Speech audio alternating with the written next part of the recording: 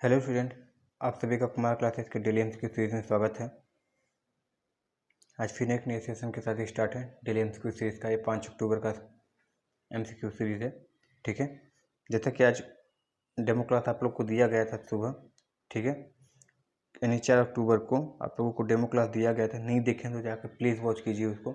ठीक है, ये डेमो क्लास दिया गया था कि किस तरीके से आपको ऑफलाइन और ऑनलाइन दोनों साथ में पढ़ाया जाएगा और एक एक चीज़ को डाउट को क्लियर किया जा रहा है। ठीक है, और एक दूसरे से लिंक बनाते हुए डाउट को क्लियर किया जा रहा है। ठीक है, तो जो इंटरेस्टेड हैं वो ऑफिशियल नंबर पर संपर्क करें।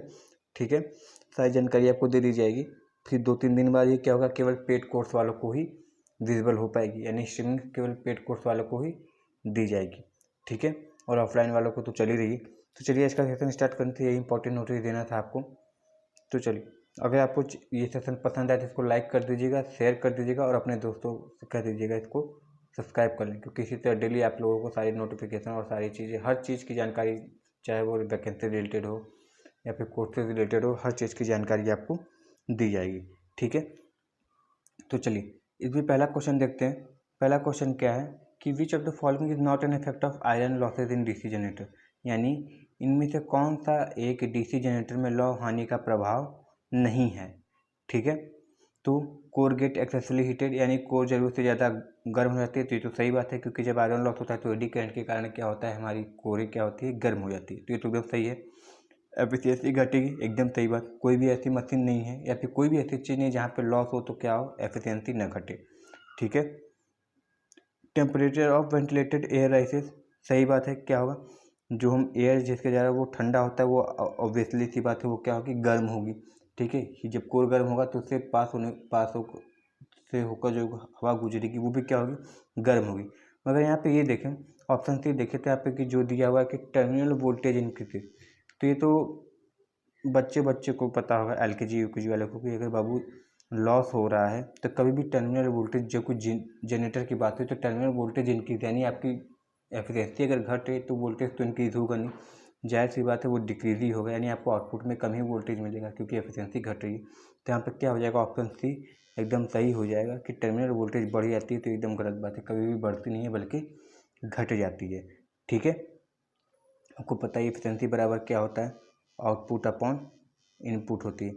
तो अगर ये एफिशिएंसी घट रही है क्योंकि लॉस हो रहा है तो आउटपुट भी घटेगा, और जनरेटर में हम जानते हैं कि टर्मिनल वोल्टेज आउटपुट के रूप में लेते हैं, तो वो घटेगा ही घटेगा, जाहिर सी बात है। ठीक है, चलिए नेक्स्ट क्वेश्चन देखते हैं। नेक्स्ट क्वेश्चन है कि for constant speed line sharpening types of DC motor use, यानी स्थिर गति लाइन शार्पनिंग के लिए किस प्रकार के डीसी मोटर का प्रयोग करेंगे। फिर वही बच्चों वाला क्वेश्चन कि अगर कांस्टेंट स्पीड की बात बोल रहा है तो ओवर कंपाउंड तो लगाएंगे नहीं, ओवर कंपाउंडेड अंडर कंपाउंडेड लगेगा नहीं, सीरीज लगेगा नहीं, लगेगा कौन, शंट मोटर लगेगा। ठीक है, शंट मोटर का भी हम क्या करेंगे, उसमें प्रयोग करेंगे। सीरीज कहाँ प्रयोग करते हैं, जो ये कल क्वेश्चन था, जहाँ पे हमको हाई स्टार्टिंग जॉब की ज़रूरत हो, जैसे कि व्हीकल में कल क्वेश्चन आया था कल वाले सीरीज में, तो वहाँ पे सीरीज मोटर का प्रयोग करेंगे। ठीक है, ओवर कंपाउंड का कंप्रेसर सब में प्रयोग करते हैं, सॉरी ओवर कंपाउंड यहाँ पर है ऑप्शन सी। तो हमेशा क्या करेंगे, जहाँ पे वहाँ पे हाई स्टार्टिंग टॉर्क के साथ साथ आपको स्पीड भी मेंटेन करना हो, जैसे कंप्रेसर हो गया, ये सब हो गया, एयर कंप्रेसर, ये सब वहाँ पे तो कांस्टेंट स्पीड की बात करेंगे तो शंट मोटर का ही हमेशा प्रयोग करेंगे। देखिए क्या होता है, लोड बढ़ने के साथ जो हम बोलते हैं स्पीड कांस्टेंट रहता है, स्पीड स्लाइटली रिड्यूस होता है। ठीक है, मगर स्लाइटली रिड्यूस अगर ऑप्शन में नहीं दिया होता है तो हम क्या करते हैं, कांस्टेंट मारते हैं। ठीक है, तो यहाँ पे कांस्टेंट स्पीड की बात बोला तो शंट मोटर हमारा ऑप्शन बी क्या हो जाएगा, यहाँ पे सही हो जाएगा। ठीक है, चलिए नेक्स्ट क्वेश्चन देखते हैं। ये पूछा क्वेश्चन कि बेडिंग की सतह से ठीक ऊपर किया जाता है, बेडिंग के ठीक ऊपर क्या किया जाता है, तो इसके लिए पूरा अगर लेक्चर देखेंगे केवल, ठीक है, आधे से 1 घंटे में कराया गया, पूरा लेक्चर खत्म हुआ गया है और अच्छे से एक एक चीज़ को बताया गया कि इसका क्या यूज़ होता है। क्योंकि हम जानते हैं सिम्बस,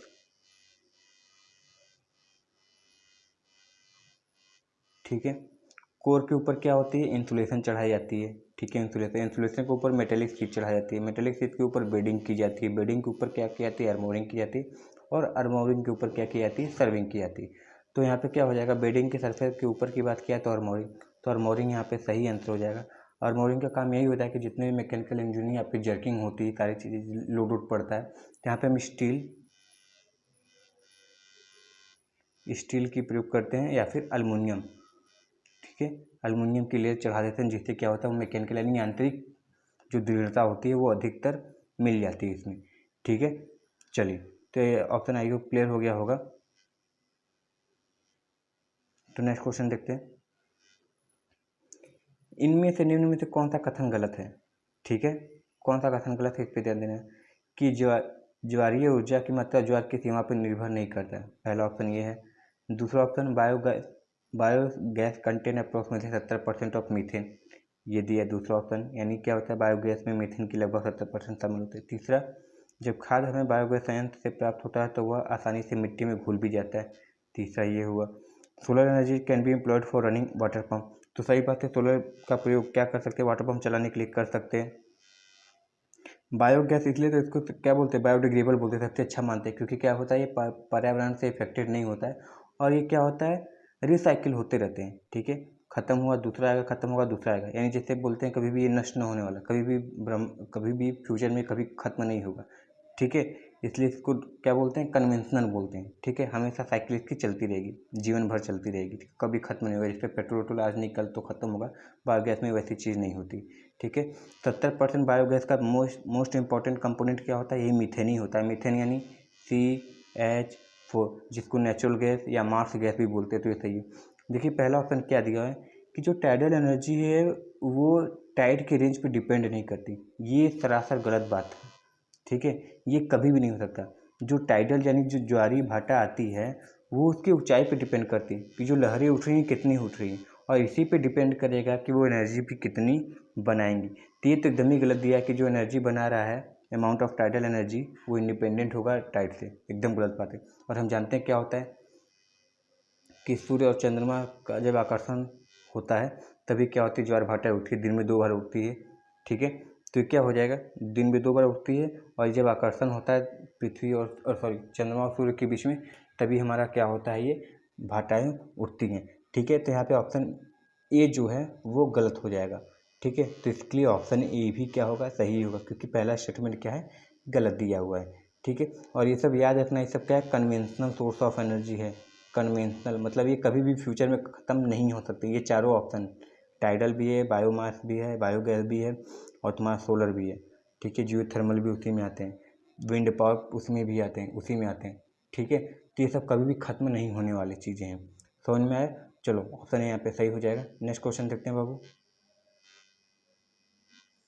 हाँ, क्या दिया है, निम्न में से कौन सी चालन के माध्यम से एक वस्तु से दूसरी वस्तु के ताप का हस्तांतरण के लिए आवश्यक शर्त है, ठीक है, यानी हमको करंट फ्लो कराना है, ठीक है, चालक कंडक्शन कराना है ताप का, सॉरी बोल रहे हैं कि करंट फ्लो कराना है, कंडक्शन हीट का ट्रांसफ़र कराना है एक जगह से दूसरी जगह पे, एक बॉडी से दूसरी बॉडी यानी एक पिंड से दूसरे पिंड पे, तो उसके लिए क्या ज़रूरी है, दोनों ने कहा कि एक ही समान तापमान होना चाहिए, एकदम गलत बात, ठीक है।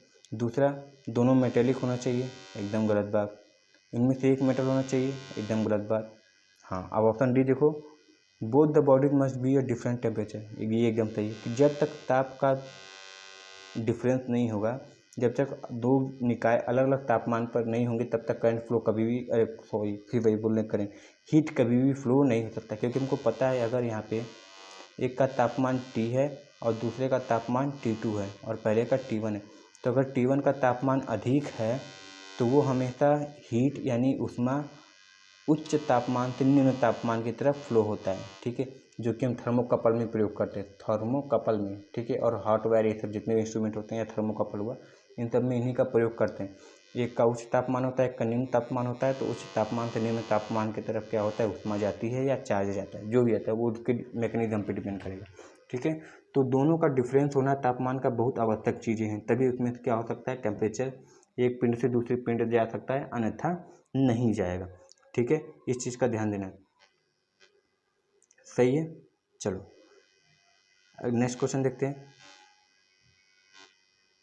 देखो क्या पूछा है कि वेरी हाई फ्रिक्वेंसी पर पैरेलल आरएल सर्किट बिहेव कैसा करेगा, जब बहुत उच्च आवृत्ति होगी तो समानांतर आरएल सर्किट किस रूप में बर्ताव करेगा, ठीक है।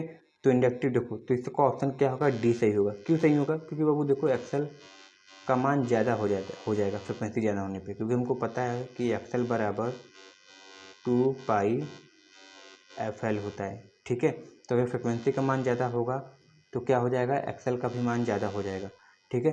तो अगर यही सीरीज़ बोला होता है कि सीरीज़ में बताओ अगर फ्रिक्वेंसी का मान ज़्यादा होगा तो कैसा बिहेव करेगा, तो सीरीज़ में क्या हो जाता है तब इंडक्टिव की तरह बिहेव करने लगता है। मगर ये पैरेलल दिया हुआ है इसलिए किसकी तरह बिहेव करेगा, रेसिस्टेंस की तरह बिहेव करेगा, क्योंकि उस समय इम्पीडेंस का मान पैरेलल में क्या हो जाएगा, कम हो जाएगा, ठीक है। इस चीज़ का जिक्र याद रखना हमेशा, पैरेलल में बोला है इसलिए प्योर रेसिस्टिव की तरह कार्य करेगा, ठीक है। चलो नेक्स्ट क्वेश्चन, निम्न में से कौन सा गुण हीटिंग एलिमेंट के लिए वांछनीय नहीं है, मतलब इनमें से कौन सा ऐसा गुण है हीटिंग एलिमेंट का जो नहीं होना चाहिए, वांछनीय नहीं यानी जो नहीं होना चाहिए। तो क्या टेम्परेचर कोफिशिएंट कम होना चाहिए, एकदम सही बात, मतलब जो हीटिंग एलिमेंट है उसका रेसिस्टेंस तापमान के परिवर्तन से नहीं बदलना चाहिए, कम तापमान को लागू होना चाहिए, तो एकदम सही बात है। दूसरा, अगर हीटिंग एलिमेंट है बाबू तो उच्च से उच्च तापमान सहने वाला होना चाहिए, ठीक है, यानी उच्च गलनांक हो जाएगा, क्योंकि निम्न गलनांक होगा तो हल्का सा जहाँ गर्म हुआ ये पिघल जाएगा, तो ऐसा हम नहीं चाहते, तो उच्च गलनांक होना चाहिए। हीटिंग एलिमेंट की बात है तो I² भी होना चाहिए, ठीक है, यानी विशिष्ट प्रतिरोध भी अधिक होना चाहिए, तो एकदम सही बात है। मगर ये देखो ऑप्शन बी, उच्च तापमान ऑक्सीकरण, इसका मतलब कि जहाँ ये थोड़ा हीट हुआ ये ऑक्सीकृत हो जाना चाहिए, वो एलिमेंट ऑक्सीकृत यानी ऑक्सीडाइज होना चाहिए, यानी भाप बनकर एक तरीके से उड़ जाना चाहिए, तो नहीं होना चाहिए, ठीक है, वाष्प बनकर नहीं उड़ना चाहिए अगर तापमान अधिक है, क्योंकि हम हीटिंग एलिमेंट का प्रयोग ही कर रहे हैं उच्च तापमान के लिए।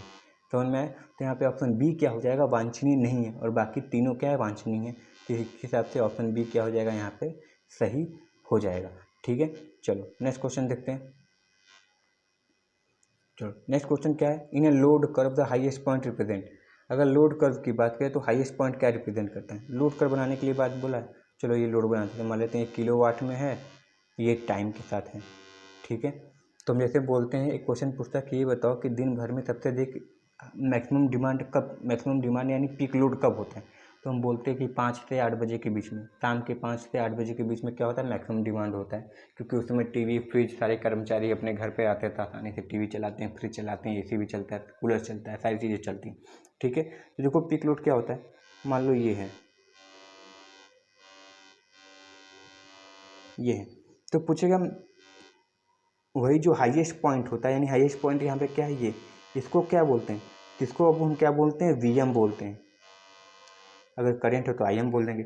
VM यानी मैक्सिमम वोल्टेज या मैक्सिमम लोड बोलते हैं, मैक्सिमम लोड मतलब किलोवाट का दिया इसलिए हम ऐसा लिख दिए, ठीक है। चलो इसको हटा ही देते हैं, अगर इसकी बात की तो इसको हटा देते हैं, लोड की बात करते हैं, किलोवाट मैक्सिमम यहाँ पे है, तो इसको क्या बोलते हैं, पीक लोड बोलते हैं, अधिकतम लोड बोलते हैं, ठीक है।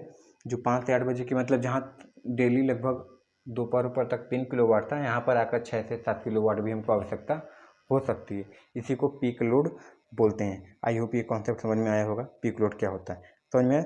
चलो अच्छा, यहाँ पे एवरेज लोड दिया है तो यहाँ पे भी थोड़ा जिक्र करते हैं, एवरेज लोड क्या होता है, एवरेज लोड का फॉर्मूला क्या होता है, एवरेज लोड, ठीक है। तो एवरेज लोड निकलता कैसे है, एरिया अंडर कर्व, यानी जो बना हुआ था ये, इसका एरिया निकाल लो, बट ये कितना टाइम लगा है बाबू उसे डिवाइड करो, तुम्हारा क्या निकल जाएगा, तुम्हारा एवरेज लोड निकल जाएगा, ठीक है। बेस लोड क्या होता है, बेस लोड मतलब जो एवरेजली हर जगह हमेशा डिफाइन रहता है कितना ज़रूरत पड़ेगा, यानी ये वाली जो लाइन जा रही है तुम्हारी, ये क्या हो जाएगी, बेस लोड, यानी इतना हमेशा तुमको आवश्यकता रहेगी ही लगभग, ठीक है।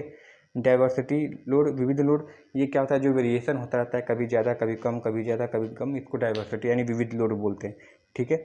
आई होप ये समझ में आया होगा। तो यहाँ पे मगर इस क्वेश्चन के हिसाब से ऑप्शन डी क्या हो जाएगा, सही ऑप्शन हो जाएगा, ठीक है। चलो नेक्स्ट देखते हैं, ये इंपॉर्टेंट है, कलर बहुत पूछता है, ठीक है, इसको टिक कर लेना कि सही, बहुत इंपॉर्टेंट है। देखो क्वेश्चन क्या है, एक फिलामेंट ट्यूब में भरी फ्लोरोसेंट सामग्री जस्ता सिलिकेट ट्यूब द्वारा उत्सर्जित प्रकाश का रंग क्या होगा, यानी एक्चुअली भरा क्या गया है, जिंक सिलिकेट, क्या भरा गया है, जिंक सिलिकेट, जस्ता सिलिकेट, तो इसका जो रंग देता है हमेशा क्या देता है, ग्रीन देता है, ठीक है, ग्रीन देता है। मैग्नीशियम में सब होता है तो रेड देता है, तो इस तरह मैग्नीशियम सिलिकेट रेड देता है, ठीक है। ऑक्जिलेट होता है तो कुछ और कलर देता है, तो ये सब सारी चीज़ों का ध्यान देना है। तो यहाँ पे ऑप्शन सी क्या हो जाएगा, जिंक सिलिकेट के हिसाब से सही हो जाएगा। पूछता है कोटिंग किसकी करते हैं, तो कोटिंग हमेशा फॉस्फर की करते हैं, फॉस्फर की करते हैं। फॉस्फर किस लिए करते हैं, क्या होता है, वो सारी भी जो इंफ्रारेड ये सब होती हैं भी इंफ्रारेड या फिर अल्ट्रावायलेट रेज उसको एब्जॉर्ब करके बाहर केवल केवल विजिबल रेज ही बाहर देती है, तो क्या होता है, अच्छी होती है। इसको क्या बोलते हैं, ठंडी कोल्ड देता है ना बाहर, मतलब क्या होता है, गर्म नहीं होता है, तो इसको कोल्ड लाइट भी बोलते हैं एक तरीके से। ठीक है, कितना होता है लगभग ये 60 वाट का होता है। कितना होता है, 3 फीट स्टैंडर्ड हाइट होती है। ठीक है, इसी में चोक का प्रयोग होता है। इसको चाहे तो हम डीसी पे चला लेंगे, मगर डीसी पे चलने पे क्या होती है, इसकी एफिशिएंसी डीसी पे चलाने पे इसको चाहो तो तुम डीसी से भी चलाओगे तो कोई दिक्कत नहीं होगा, मगर इसकी एफिशिएंसी क्या होती है, याद रखना, ये बहुत डायरेक्ट क्वेश्चन पूछता है। 80% एफिशिएंसी क्या हो जाती है, घट जाती है। ठीक है, आई होप समझ में आया होगा इससे रिलेटेड सारे सवाल। मगर यहाँ पे क्या हो जाएगा, इस ऑप्शन के हिसाब से ऑप्शन सी क्या हो जाएगा, सही आंसर हो जाएगा। ठीक है, चलो नेक्स्ट क्वेश्चन देखते हैं। देखो, which type of lighting system usually employed in cinema, dancing hall and decorating hall. Decorating की बात किया है, तो डेकोरेटिंग में किसका प्रयोग करते हैं, न इनडायरेक्ट का प्रयोग करेंगे, न डायरेक्ट का प्रयोग करेंगे, न डायरेक्ट लाइटिंग का प्रयोग करते हैं। हम प्रयोग किसका करते हैं, सेमी इनडायरेक्ट का प्रयोग करते हैं। सेमी इनडायरेक्ट मतलब इनडायरेक्ट प्रयोग करते तो क्या होता है, 30% ऊपर लाइट जाती है। ठीक है, समझ में, इनडायरेक्ट की बात करते हैं तो पूरी 90 के 90% क्या होती, ऊपर लाइटिंग जाती। ठीक है, और जब इनडायरेक्ट की बात करते हैं, सेमी इनडायरेक्ट, तो सेमी इनडायरेक्ट में क्या होता है, 60% ऊपर लाइट जाती है, 30% नीचे लाइट आती है सेमी इनडायरेक्ट में। ठीक है, तो क्या होता है, हमको काम चलाओ जिसको बोलते हैं, काम चलाओ हमको विजुअल भी होता है, डेकोरेशन के लिए भी अच्छा होता है। तो यहाँ पर डेकोरेशन के लिए अधिकतर हम किसका प्रयोग करते हैं, सेमी इनडायरेक्ट लाइटनिंग का प्रयोग करते हैं। ये चीज़ याद रखना, सेमी इनडायरेक्ट लाइटनिंग का प्रयोग हम करते हैं किसमें, डेकोरेशन, ये सब सारी चीज़ों में। ठीक है, जो अधिकतर पूछा जाता है। ठीक है, चलो नेक्स्ट क्वेश्चन देखते हैं। निम्नलिखित में से कौन सा ओवरहेड लाइनों में इस्तेमाल किए जाने वाले इंसुलेटर को सहायता प्रदान करता है। तो फेवरेट क्वेश्चन है, इजी क्वेश्चन है, आना चाहिए। तो हमको इंसुलेटर को कौन सहायता प्रदान करता है, क्रॉस आर्म प्रदान करता है। देखो जैसे ये बना होता है, ये पोल होता है, ये ऐसे निकला होता है, और यहाँ पे क्या होता है, इंसुलेटर लगा होता है, यहाँ पे इंसुलेटर लगा होता है। ठीक है, तो ये जो बना होता है इसको क्रॉस आर्म बोलते हैं। ये जो क्रॉस होता है, जो हाथ निकला होता है, ये आदमी है, ये जो हाथ निकला है ये क्रॉस आर्म है। ठीक है, तो इंसुलेटर को कौन सहायता दिया हुआ है, ये क्रॉस आर्म सहायता दिया हुआ है। ठीक है, तो यहाँ पे ऑप्शन ए क्रॉस आर्म सही हो जाएगा। समझ में आया, चलो नेक्स्ट क्वेश्चन देखते हैं।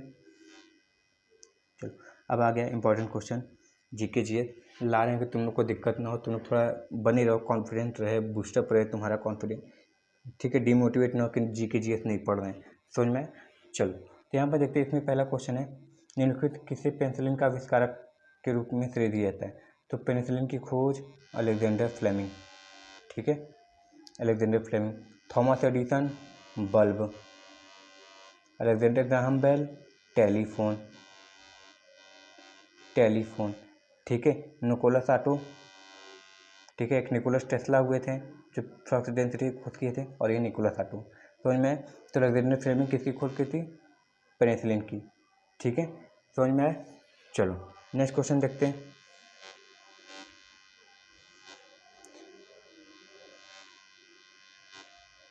निम्नलिखित नेता के बीच गांधी के राजनीतिक गुरु के रूप में किसे माना जाता है। तो राजनीतिक गुरु कौन थे गांधी जी के, तो वो थे गोपाल कृष्ण गोखले। ठीक है, गोपाल कृष्ण गोखले थे किसके, गांधी जी के राजनीतिक गुरु। ठीक है, इन्होंने एक समाज की स्थापना की थी जिसको भारतीय सेवक समाज की स्थापना गोपाल कृष्ण गोखले ने ही की थी।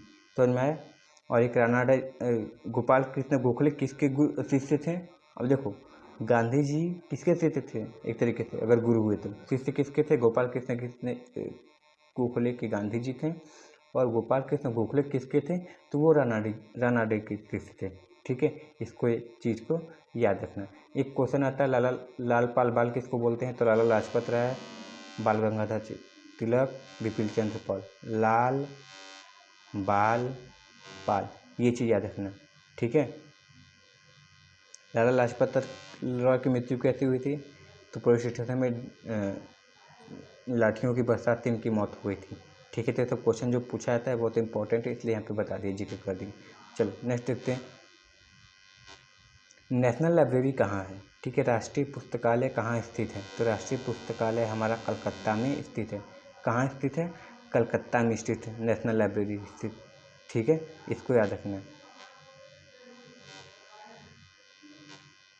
चलो अब अगला क्वेश्चन है, मायोपिया निम्नलिखित में से किस नाम से भी जाना जाता है, तो मायोपिया यानी मायोपिया क्या बोलते हैं बाबू, नियर साइटनेस यानी निकट दृष्टि दोष, निकट दृष्टि दोष। इसमें क्या होता है, इसमें बाबू तुमको पास की चीज़ दिखाई देगी, दूर की चीज़ तुमको पास की चीज़ दिखाई देगी, दूर की चीज़ नहीं दिखाई देगी, ठीक है, इसलिए निकट दृष्टि दोष। बहुत लोग देखो क्या करते हैं, न्यूज़पेपर पढ़ते हैं तो एकदम आँख के पास लेके चले आते हैं, क्योंकि उनको इसी प्रकार का दोष होता है, मायोपिया, ठीक है, नियर साइटनेस यानी निकट दृष्टि दोष, यानी निकट की चीज़ दिखाई देगी, दूर की चीज़ दिखाई नहीं देगी, ठीक है, याद रखना। इसको दूर कैसे करते हैं, तो इसमें कन्वेक्स लेंस कनकेव लेंस यानी अवतल लेंस का प्रयोग करते हैं। किसका प्रयोग करते हैं, अवतल लेंस का प्रयोग करते हैं, ठीक है, अवतल लेंस का प्रयोग करते हैं, तो ये देखो थोड़ा दूर बनाने लगता है, ठीक है। और उत्तल लेंस का प्रयोग किसमें करते हैं, जिसमें दूर दृष्टि दोष होती है, तो इनमें तो ये चीज़ याद रखना है। जीएस का क्वेश्चन ज़्यादा लाए थे, ठीक है, हर बार जीके के लाए थे तो चाहे जीएस का ले चलते हैं, तो इनमें चलो नेक्स्ट क्वेश्चन देखते हैं। निम्नलिखित में से कौन सा देश एशियान का सदस्य नहीं है, ठीक है, एशियान का सदस्य नहीं है, तो याद रखना है एशियान, इसकी मुख्यालय कहाँ है, इंडोनेशिया,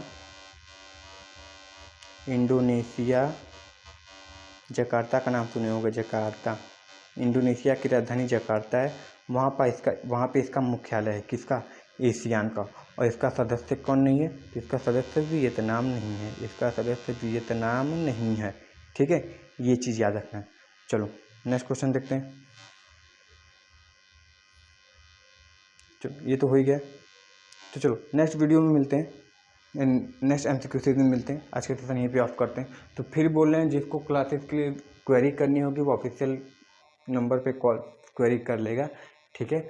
डेमो क्लास चलाएगी, उसको जरूर देख लेना किस हिसाब से पढ़ाया जा रहा है, कैसे लिंक करके सारी चीज़ें बताई जा रही हैं और एक एक डाउट क्लियर किया जा रहा है, ठीक है।